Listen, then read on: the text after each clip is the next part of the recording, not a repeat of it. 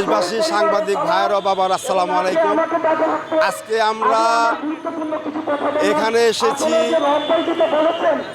আমরা রাজপথে আজকে এসেছি শুধু একটা বার্তা নিয়ে।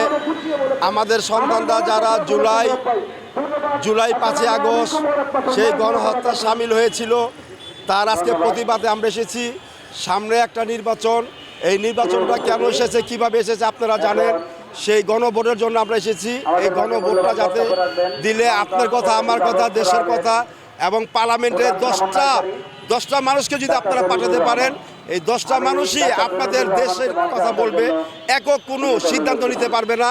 এই 10 জনের মতামত নিতে হবে এবং এই 10 জন যে আনসারটা দিবে, আপনার আমার জুলাই যোদ্ধাদের সবার এই দেশের কথা এখানে করতে পারবে। তারা এককভাবে কোনো আইন তারা পাশ করতে পারবে না। তারা আমাদের এই 10 জন প্রতিনিধিদের নিয়ে যে আইনগুলো হবে আগামীতে বাংলাদেশের, এটা জনবান্ধব আইন হবে, কোনো যাতে দুর্নীতিমুক্ত একটা আইন না হয়। এই ভোটের জন্য আজকে আপনাদের কাছে আমি এসেছি। আমি শহীদ মিরাজের বাবা আব্দুর রব। আসসালামু আলাইকুম।